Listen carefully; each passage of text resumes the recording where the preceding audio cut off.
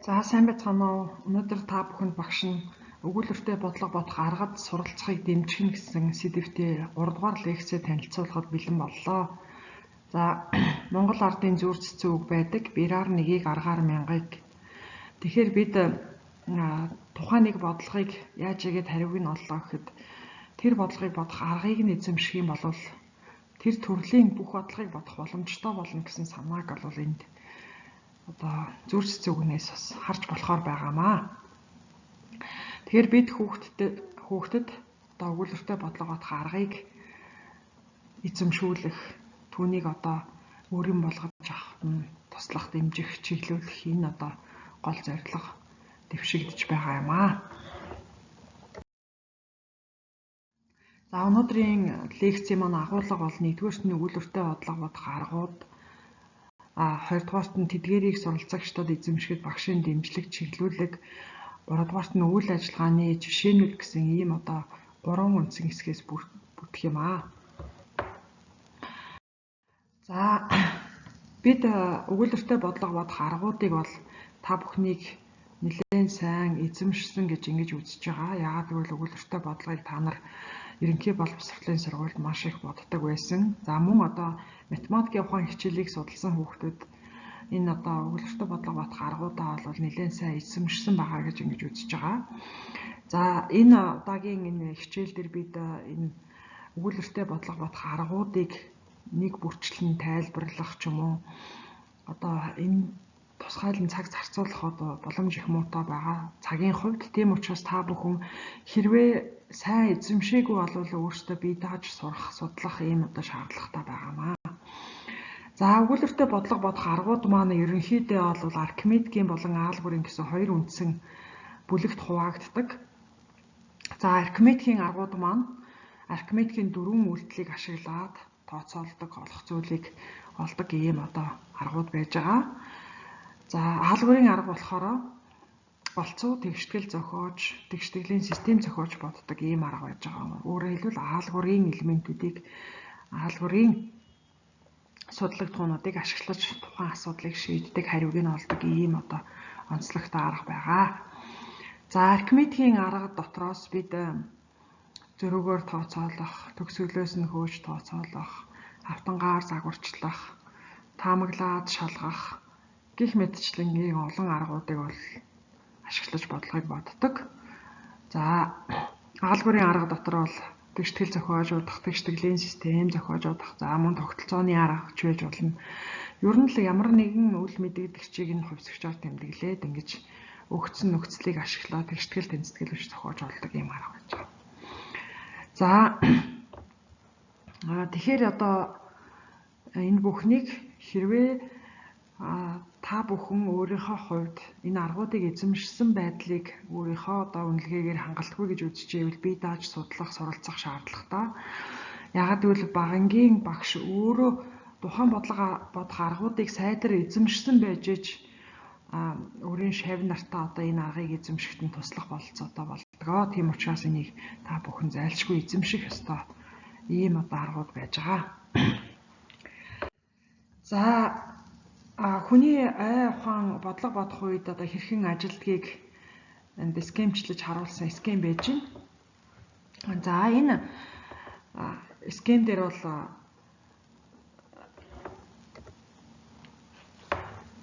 тэр үйл ажиллагааных нь ерөнхий одоо зарчмыг танилцуулъя гэж бодож байна. За ингээ гаднаас ингээд бодох ёстой бодлого маань ирлээ гэж бодоход тэр бол одоо гаднаас өгж байгаа одоо мэдээлэл даалгавар болж орж ирнэ. За түүнийг хүлээж авах ойгоороо хүлээж авна. За хүлээн авах ой нь болохоор ерөнхийдөө 3 хэв шинжтэй байдаг гэж үздэг. Хараагаар хүлээж авах, сонсголоор хүлээж авах, одоо хүрэлцэх эрхтнэрээ ингэж мэдэрч хүлээж авах ч гэдэг юм уу. Ингэж ангилсан байдаг. За энийг бол бас анхаарах хэрэгтэй юм байгаа. Яагаад гэвэл сонсголоор мэдээллийг хүлээж авдаг хүүхдүүд өгүүлбэртэй бодлогыг ингээ өөрөө чанга уншаад байдаг, өөртөө сонсох гээд. За зарим хүүхэд заавалчгүй бодлогын өгүүлбэрийн өөрөө нүдээр уншижээж ингэж боддог. Өөрөөр хэлбэл ингээд өгүүлбэрийн сонсоод ерөөсөө яаж бодох ёстой, ямар бодлого өгөгдөд байгааг хүлээж авах боломжгүй байна.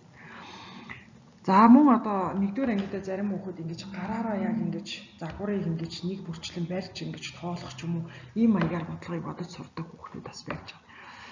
За тэгэхээр эдгээр хэв маягийг бол бид бодлого бодох явцдаа бодлогоор танилцуулах та аль болох одоо анхаарах аль нэг одоо төрлийн суралцагчийг нь одоо хөгжүүлэхгүйгээр ингэж үйл ажиллагаагаа төлөвлөх шаардлагатай байгаамаа. За үүний дараа бол бодлого маань ажлын ой руу орно. За ажлын ой дотор бол ер нь бодолт хийж бол хариу нь гардаг аа. За ажлын ой бол хязгаарлагдмал багтаамжтай энэ талаар бид нэр өмнөх хичээл дээр бас дурдж байсан.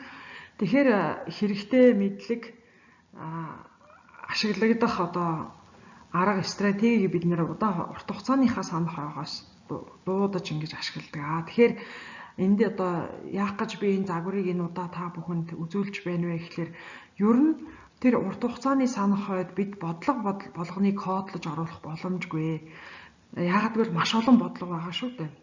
Тоймгүй олон бодлого олон хувилраар дэвшигдсэн байна. За тэгвэл тэдгэрийг кодлох хамгийн оновчтой арга маань бодох аргуудыг нь кодлох юм бол тухайн одоо аргаар бодогдох бодлогууд бүгдээрээ одоо шийдэгдэх боломжтой болж байна гэсэн үг ээ. За тэгэхээр бид одоо энэ урт хугацааны санах ойд аргуудыг ямар байдлаар кодлох вэ гэдэг дээрээ анхаарч хичээлээ зохион байгуулах шаардлагатай байгаамаа.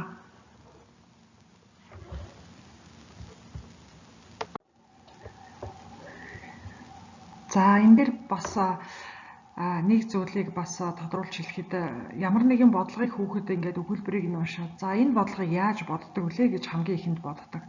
Тэр бодлогыг урт хугацааныхаа санах ойгоос тэр бодлогыг бодох аргыг одоо ирж хайж байгаа, дуудаж байгаа ийм одоо илэрлээ гэж ингэж үзэж байгаамаа. За тэгэхээр энэ одоо хүний ой ухааны ажиллах зүй тогтолыг бол хичээлийнхаа үйл ажиллагаанд нэг харгалзаж үзэх нь бол бас үр дүнтэй сургалтыг зохион байгуулах нэг үндэс болж өгнө гэж ингэж үзэж байгаа. За энэ аргад суралцах зорилгоор зохион байгуулж байгаа хичээлүүдийг ямар арга зүгээр зохион байгуулвал илүү тохиромжтой вэ, илүү үр дүнтэй байж болох вэ гэдэг дээр та бүхэнд багш нь одоо хэдэн хичээл зохион байгуулах аргуудыг санал болгоё гэж бодож байна. За хамгийн ихний арга нь бол тонгороо сургалтын арга байж байна. За энэ тонгороо сургалтын аргаар яах вэ гэхээр багш өгүүлбэртэй бодлого бодох аргыг тайлбарлсан видео контент бэлтгээд ямар нэгэн одоо сургалт мэдээллийн удирдлагын систем дээр ч юм уу эсвэл одоо хүүхдийн ашиглаж болох нэг платформ дээр байрлуулад тэгээд суралцагчид түүнийг нь одоо үзэх ийм одоо зөвлөд бол хичээлийн өмнө явагдах. Учир та тонгороо сургалтын аргын үед за тэгээд тэр бэлтгэсэн контентийг тухайн хүүхэд хэдэн удаа үзэж болно, завтаа чөлөөтэй цагаараа үзэх боломжтой болно, зогсоож аваад бичиж тэмдэглэж авч болно. Ийм онцлогтой учраас энэ аргыг хэрэглүүл их үр дүнтэй юм уу гэж ингэж бодож байгаа. За тэгээд хичээл дээр нь болохоор яг тухайн аргаар бодогдох бодлогоодыг өгөөд ганцаарчлан болон багаар бодуулах, хооронд нь ярилцуулах, хэлэлцүүлэх ийм үйл ажиллагааг зохион байгуулах тухайн аргыг хэр зэрэг эзэмшсэн байна вэ гэдэг дээр нь багш үнэлгээ хийх ч юм уу. Ийм байдлаар яг хичээлийн цаг дээрээ одоо тухайн аргаа хэрэглэх ийм зорилгоор зохион байгуулж болох юм аа. За тэгэхээр тонгороо сургалтын арга маань энэ өгүүлбэртэй бодлого бодох аргыг одоо эзэмших үед ингэж хэрэг болох арга байх нэ. Дараагийн арга бол эвлүүлгийн арга байж байна. За энэ эвлүүлгийн аргаар эхлээд нэг багийг ингээд ангийг багуудад хуваагаад тэгээд нэг багт нэг аргатай танилцах тэр аргыг одоо өөрөөсөө ингээд бодлого бодоход туршиж үзэх, хилэлцэх ийм даалгавар өгнө. За тэгээд дахиад дараа нь багаа шинээр эвлүүлж нэг багаас нэг хүн очоод одоо шинэ багийг бүрдүүлнэ. Тэгээд тэр шинэ багаараа өөрийнхөө баг дээр өмнө нь одоо ярилцаж, хэлэлцэж, танилцсан аргаа хоорондоо ярилцах, солилцох ийм одоо үйл ажиллагаа хийх юм аа. За одоо энэ хажуугийн зурган дээр бол одоо ингээд өнгөөр ялгасан байж байна. За жишээлбэл ингээд 3 өөр өнгөөр ингээд хүүхдүүдийг кодлоод өнгийн ингээд цаас тарааж өгдөг ч юм уу. Тэгчээд улаан өнгийн цаас авсан хүүхдүүд дахин шинэ баг үүсгээд шар öngийнх нэг баг одоо ногоон öngийнх нэг баг үүсгээд тэгээд энэ баг дээр ярьсан бодлогоо энэ хүүхдүүд хоорондоо ярилцсан одоо энд ирсэн гишүүн болгон өөр багаас нэг бодлого ярилцчихсан ийм байдалтай ирж байгаа учраас хоорондоо мэдээлэлээ солилцох. За тэгээ буцаад хуучин баг дээрээ очиод юу ярилцсан юу мэдв гэдгээ бас ингэж дахин хэлэлцэж ингэж болно. Тэгэхээр энэ бол өгүүлбэртэй бодлого бодох аргыг суралцахад бол бас их тохиромжтой арга гэж ингэж үзэж байгаамаа. За дараагийн нэг арга зүй бол мини хичээл зохион байгуулж болно. За энэ мини хичээлийг бол зохион байгуулахдаа ангийн сурагчдыг одоо 5-6 багт хуваагаад нэг багт нэг аргыг оноож өгөөд тухайн баг бусад сурагчдыг ирэхэд тухайн аргаа тайлбарлах, заах юм үйл ажиллагаа хийн. Тэгээд 5-6 өртөөг ингээд дамжаад хүүхдүүд хичээлийг ингээд тус өртөө болгон дээр нь ингээд нэг аргатаа танилцаад ингээд хичээлийг дуусгах үед бол тухайн хүүхдүүд одоо багийн тоогоор нэг аргыг сонссон, эзэмшсэн, бодлого яаж тэр аргаар яаж бодлого бодож байгааг харсан ийм одоо үр дүнтэй байх боломжтой юм аа. Тэгэхээр энэ одоо миний хичээлийг бол энэ өгүүлбэртэй бодлого бодох аргуудыг эзэмших зорилгоор одоо зохион байгуулж болох юм аа. За одоо дараагийн хэсэг буюу та бүхэнд хичээл дээр ингээд өгүүлбэртэй бодлого бодох аргуудыг эзэмшиж чиглэсэн үйл ажиллагаануудыг бас санал болгоё гэж ингэж бэлдсэн байна багш нь. За бид нар ер нь ерөнхий тохиолдолд багангийн багш нар маань өгүүлбэрийг нь өгчөөд бодлогыг бод гэсэн даалгавар бол их зөнхөлдгөө. Гэтэл зүгээр бодлогын хураамжнаас зүгээр л номоо эргүүлээд одоо нэг тодорхой нэг аргаар бодогдсон бодлогыг ингээд олох ийм одоо даалгаврыг хүүхдэд өглөө гэж бодъё. Тэгэхээр хүүхдүүд номоо эргүүлээд уншаад ингээд явж ирснээр ингээд тухайн аргаар бодогдсон бодлогонуудыг ингээд за тэдгээр бодлогыг бодсон байна, төдийг бодсон байна гэдэг ингээд 5-ыг ч юм уу 10-ыг ч юм уу олоод за тэрний дараа багш за энэ аргаар ямар төрлийн бодлогыг бодож болж ийн хэдэн алхмыг гүйцэтгэж ийн гэд асуулт асуухад бол бас тодорхой хэмжээний хариулах төвшөнд ингэж очсон байдгаа. Тэгэхээр та бүхэн бас хүүхдүүдийг энэ бодлого бодох аргуудыг эзэмших үед нь бол бас ийм төрлийн даалгаврыг хийлгэж болох юм аа. За дараагийн жишээ бол түлхүүр бодлогод тулгуурлан аргад суралцахыг дэмжих одоо ийм зорилготой жишээ байж болно. Жишээлбэл одоо зөрүү тооцох аргыг эзэмшихэд дахиад туулааны тоо олдог бодлогыг одоо түлхүүр бодлого болгож сонгож аваад түүнийг бодож сурвал дараа нь тэр аргаар бодогдох бодлогыг ялгах, мөн аргынхаа мөн чанарыг илүү ойлгох. За тэр тухайн түлхүүр бодлогоо урт хугацааныхаа санах хойд код болгож ингэж хадгалах ийм боломжтой болж өгдөг. Тийм учраас энэ түлхүүр бодлогын асуудал болвол энэ аргад суралцах үед бол их тусдим болдог ийм учиртай. Өөрөөр хэлбэл тухайн аргаа түлхүүр бодлогоор нь одоо урт хугацааныхаа санах хойд кодолж авна гэсэн үг ээ. За дараагийн жишээ бол өөрийн эзэмшсэн аргаа бусдад тайлбарлах ийм одоо үйл ажиллагаа хүүхдүүдээр хийлгэж болно. Аливаа зүйлийг бусдад зааж тайлбарлаж байх ёстой тайлбарлаж байхдаа тухайн зүйлийнхаа 90% хувийг нь сурдаг гэсэн ийм судалгааны үр дүн байдаг. Тэр одоо үзэл санаанд энэхүү арга маань нийцэж байгаа.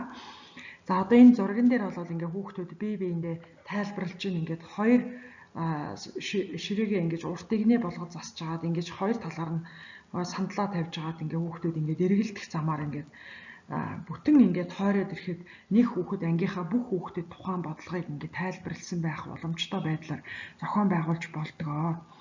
За тэгэхээр хүүхдүүд энэ үед яадаг вэ гэхээр нэг хүн тайлбарлаад дараагийн хүн тайлбарлах үед бол илүү одоо ингээд үг яриан цэгцрээд гол санаагаа ингэж онцлоод илүү ойлгомжтой тайлбарлаад бүр одоо энэ үйл ажиллагаа хийгээд дуусах үед бол тухайн бодлогоо өөрөө маш сайн ойлгосон байдгаараа онцлогтой байдгаа.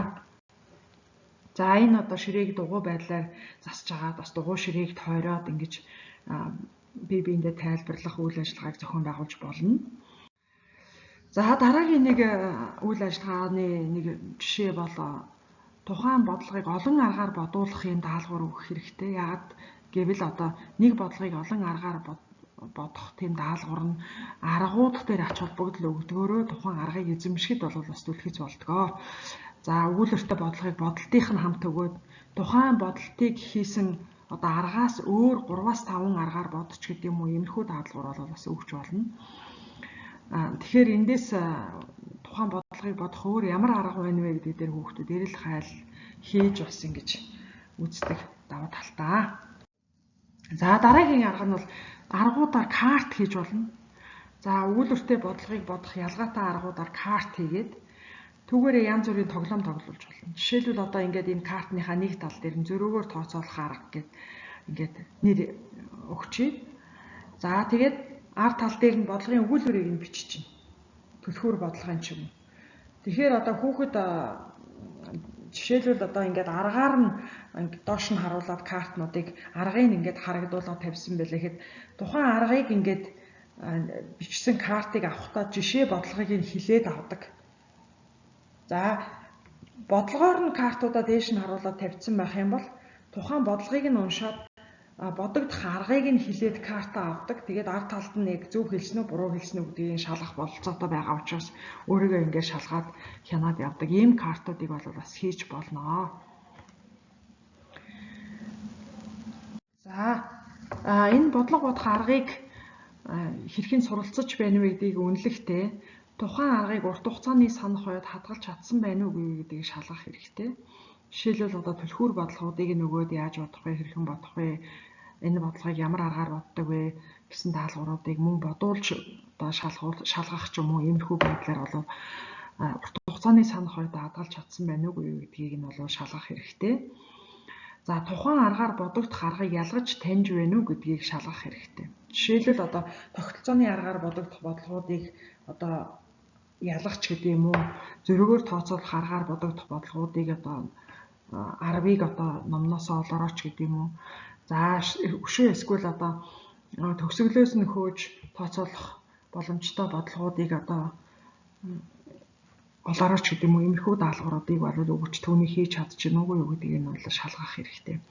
За бас нэг өөр нэг боломж бол тухайн аргыг бусдад тайлбарлаж чадж байна уу гэдгийг нь шалгах бол тухайн аргыг эзэмшсэн үгүй юу гэдэг дээр одоо дүгнэлт хийх боломжийг олгоно. За ийм одоо үнэлгээний одоо шалгууруудыг та бүхэн бас энэ бодох аргыг эзэмшиж үү гэдгийг илрүүлэхдээ бол ашиглал зүйтэй байхаа гэж ингэж бодож байна. За тэгэхээр энэ өгүүлбэртэй бодлого бодох аргыг эзэмшснээрээ ер нь ямар ч асуудлыг аргаар шийдвэрлэх хандлага одоо төлөвшөх боломжтой болдгоороо бол ач холбогдолтой гэж үзэж байгаа. Тийм учраас та бүхэн тухайн аргыг эзэмшигт нь хүүхдүүдэд одоо туслахыг хичээх одоо тийм зорилгоор хичээлийг зохион байгуулах нь маш их ач холбогдолтой ийм учиртай юм байна. За ингээд өнөөдрийн танилцуулга үгээр өндөрлөж байна. Та бүхэн энэ хичээлийн агуулгыг бол бас нухацтай үзээд хичээлийн одоо хөтөлбөр боловсруулахдаа бие даалтаа хийхдээ бас сайн тусахыг одоо зориороо амжилт хүсье. Баяр таа.